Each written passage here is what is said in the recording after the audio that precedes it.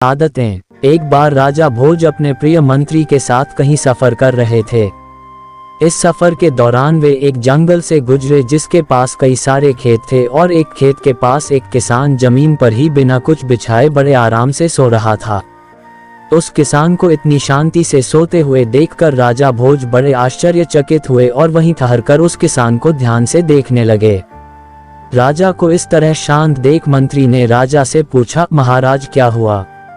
राजा ने मंत्री से कहा, मुझे एक बात समझ में नहीं आई, ना कोई गद्दा ना कोई बिस्तर, फिर भी वह किसान इतनी आराम से कैसे इस उबड़ खाबड़ जमीन पर सो सकता है।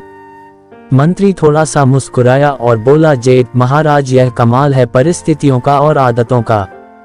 मनुष्य से ज्यादा कोई कोमल नहीं है और न ही मनुष्य से ज्यादा कोई कठोर है। परिस्थितियों के हिसाब से मनुष्य अपनी आदतें बना लेता है। मंत्री की बात राजा को ठीक से समझ में नहीं आई, इसलिए मंत्री ने कहा कि अगर ऐसा है तो इस किसान की परीक्षा ले लेते हैं। विचार विमर्श करने के बाद राजा और मंत्री उस किसान को राजमहल ले गए। राजमहल में किसान को वही ऐशो आराम, खाना पीना और सोने का बिस्तर दिया गया जिस पर राजा सोता था। थोड़े ही दिनों में किसान की आदतें पूरी तरह बदल गई और वह उस राजसी ठाट बाट का आदी हो गया। आखिरकार उसके परीक्षा का दिन भी आ गया। मंत्री ने उसके सोने के बिस्तर में कुछ सूखे पत्ते और तीन के चुपके से डाल दिए। किसान जब उस बिस्तर पर सोने गया तो राजा और मंत्री चुपके से उस पर नजर रखने लगे। कुछ ही देर बाद राजा और मंत्री ने देखा कि किसान ठीक से सो नहीं पा रहा है और बार बार करवटें बदल रहा है। राजा यह देखकर फिर से हैरान था। मंत्री ने राजा से कहा, देखिए महाराज, मैं यही आपको समझाना चाहता था कि जो किसान पहले मिट्टी कंकर पर बड़े आराम से सो जाया करता था, अब उसकी आदतें बदलने के बाद उसे सूखे पत्ते और तिनके भी सोने नहीं दे रहे हैं।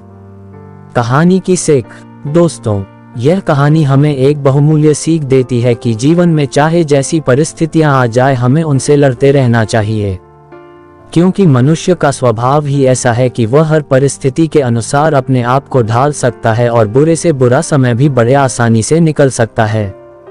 दोस्तों, आपको कहानी कैसी लगी कमेंट करके जरूर बताइएगा। कहानी पसंद आई हो तो वीडियो को लाइक, शेयर करें और चैनल को सब्सक्राइब करें। वीडियो को पूरा देखने के लिए बहुत बहुत धन्यवाद दोस्तों।